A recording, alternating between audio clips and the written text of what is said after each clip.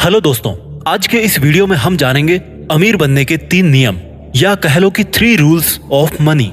देखिए दोस्तों, पैसा बहुत जरूरी होता है। पैसों के लिए ही आप लोग जॉब तलाशते हो और जॉब के लिए आप लोग 15-15, 20-20 साल तक पढ़ाई करते हो। और दुख की बात तो ये है कि अगर आप कहीं पर नौकरी लग भी जाते हैं तो भी आप ऑलमोस्ट उसी लेवल पे होते हैं या आपकी जो ग्रोथ है वो बहुत स्लो होती है। आज के इस वीडियो में हम यही जानेंगे कि ऐसे कौन से 3 गुरु मंत्र हैं जो आपको एक अमीर इंसान बना सकते हैं। इस वीडियो को आपको ध्यान से सुनना और समझना पड़ेगा। मैं इन तीनों रूल्स को जहां तक पॉसिबल हो पूरी डिटेल्स के साथ में समझाऊंगा।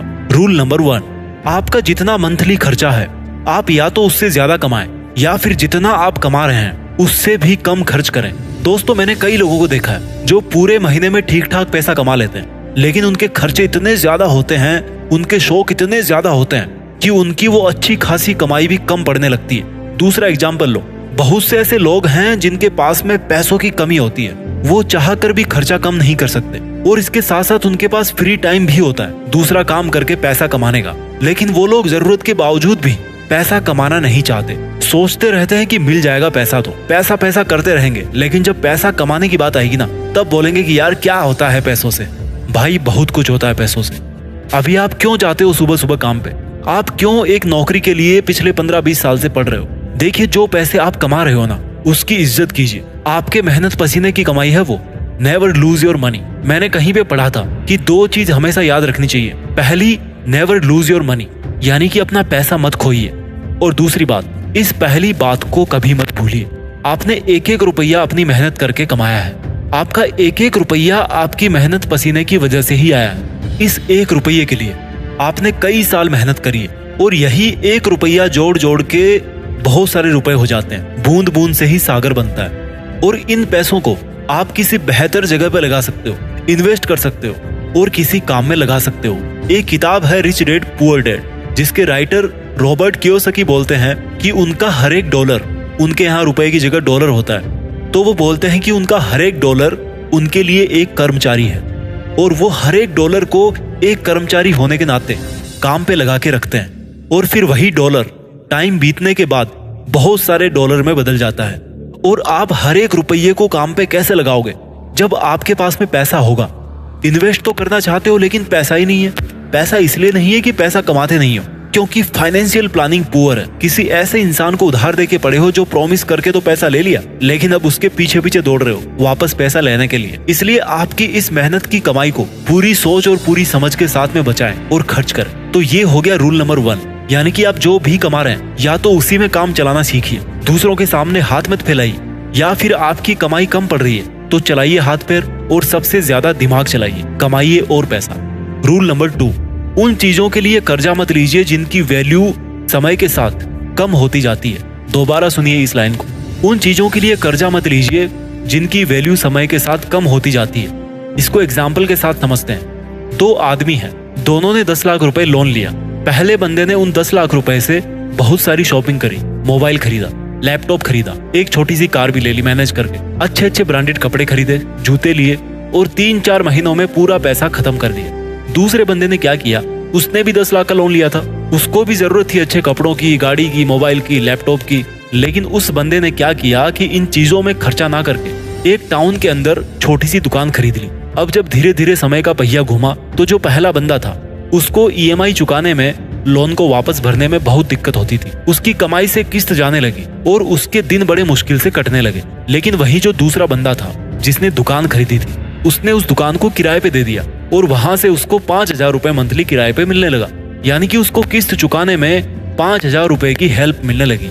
अब मान लीजिए लोन था 15 साल का, तो वो जो पहला बंदा था उसके पास में कुछ नहीं बचा 15 साल बाद। उसने उन पैसों को वहां पे खर्च किया जिन चीजों की आज कोई वैल्यू नहीं है। जबकि जो दूसरा बंदा था उसका भी लोन खत्म हो गया, लेकिन आज 15 साल बाद उसकी वो जो दुकान थी उसकी कीमत 20 लाख रुपए हो गई, यानी कि उसको मंथली भी लोन चुकाने में हेल्प मिलती रही और जब लोन खत्म हुआ तो उसके पास में 20 लाख रुपए थे जिनसे वो कुछ भी कर सकता था, क्योंकि ये पैसे केवल उसके थे। अब देखिए क्या हुआ, पहले बंदे ने उन चीजों पे खर्च करने के लिए लोन लिया जिनकी कीमत समय के साथ कम होती गई, या कह लो कि वो चीजें यूजलेस थी। जबकि दूसरे बंदे ने पैसा वहां खर्च किया जहां पर उनकी वैल्यू हमेशा बढ़ती रही।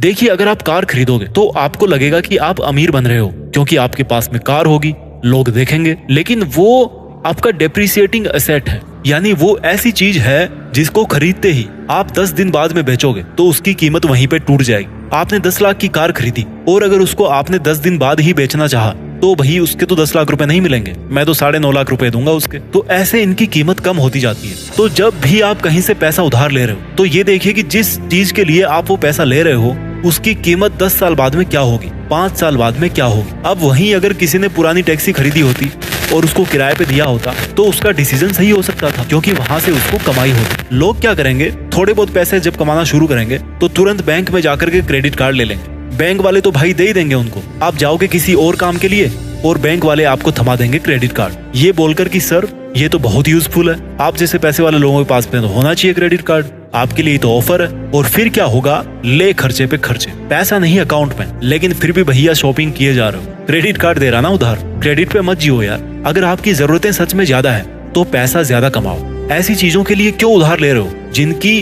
कुछ समय के बाद कोई वैल्यू नहीं बचेगी। तो रूल नंबर 2 समझ में आ गया कि never borrow money for depreciating asset. जिन चीजों की वैल्यू समय के साथ कम होती जाए उनके लिए पैसा उधार मत लीजिए। रूल नंबर 1 था कि या तो जरूरत से ज्यादा पैसा कमाइए या फिर जितना कमाया है उससे ही काम चलाइए। और रूल नंबर 2 है कि उन चीजों के लिए पैसा उधार मत लीजिए जिनकी कीमत समय के साथ कम होती जाती है। रूल नंबर 3 बहुत जरूरी रूल है ये। अगर आपने रूल नंबर 1 और रूल नंबर 2 को ढंग से समझ लिया और फॉलो भी करने लग गए तो ये जो रूल नंबर 3 है ना, वो आपके फाइनेंशियल मैनेजमेंट में तूफान ला देगा। रूल नंबर 1 और 2 का बाप है ये, और इसी रूल ने लोगों को करोड़पति बनाया है, अरबपति बनाया है। और रूल नंबर 3 है कि पैसों से पैसा कमाना सीखिए।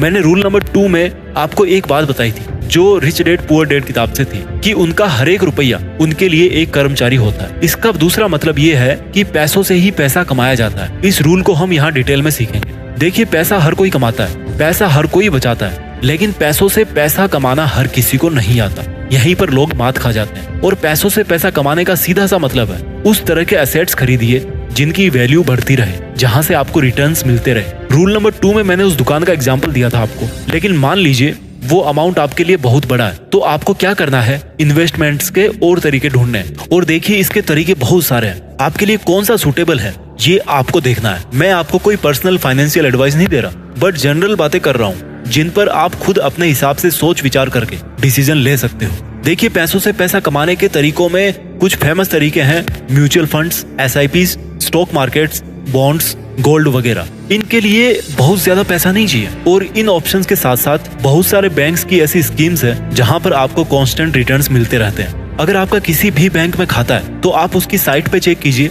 या फिर खुद ब्रांच में जाके चेक कीजिए कि क्या उनके पास में ऐसा कोई इन्वेस्टमेंट प्लान है या स्कीम है जो आपके लिए सुटेबल हो। एंड बिलीव मी, ऐसा कोई ना कोई प्लान उनके पास जरूर होगा। और बैंक छोड़िए, घर बैठे कर लीजिए। बहुत सारी एप्स है, वेबसाइट्स है जो आपको फ्री में कंसल्टेशन देती है और इन्वेस्टमेंट्स को आसान भी बनाती है। ये वीडियो कोई पेड प्रमोशन नहीं है, इसलिए मैं किसी भी ऐप का यहाँ पे नाम नहीं लूंगा, वो आप खुद रिसर्च करके देख लीजिए। एक चीज जरूर याद रखना कि जब भी आप इन्वेस्टमेंट करो तो जो इन्वेस्टमेंट होता है ना, वो एक गोल सेटिंग के साथ में कीजिए, एक लक्ष्य निर्धारण के साथ में कीजिए कि मुझे इतने टाइम के बाद में इतने पैसे चाहिए। और अपने इन्वेस्टमेंट डिसिप्लिन पे मेंटेन रहिए। सबसे पहले अपने मंथली खर्चे से इन्वेस्टमेंट का पैसा पहले ही निकाल लीजिए और उसके बाद में जितना पैसा आपके पास में बच रहा है उससे खर्चा निकालने की कोशिश कीजिए, क्योंकि अगर आज आप डिसिप्लिन में रहोगे तो इसका आनंद आपको आने वाले टाइम में जरूर मिलेगा। मैं जल्दी से आपके लिए इन तीनों रूल्स को रिवाइज कर देता हूँ। रूल नंबर 1, आपका जितना मंथली खर्चा है आप या तो उससे ज्यादा कमाइए या फिर जितना आप कमा रहे हैं उससे भी कम खर्च कीजिए। रूल नंबर 2, उन चीजों के लिए कर्जा मत लीजिए जिनकी वैल्यू समय के साथ में कम होती जाती है। और रूल नंबर 3, समय पर इन्वेस्टमेंट्स करना शुरू कीजिए। आई होप आपके लिए ये वीडियो यूजफुल रहा होगा। आप मुझे कमेंट करके बताइए कि आपको और कौन से टॉपिक पे वीडियो चाहिए। मैं आपके लिए लाता रहूंगा ऐसे यूजफुल वीडियोस। सपोर्ट करने के लिए थैंक यू सो मच। अपना ख्याल रखिए और आगे बढ़ते रहिए। जय हिंद, वंदे मातरम।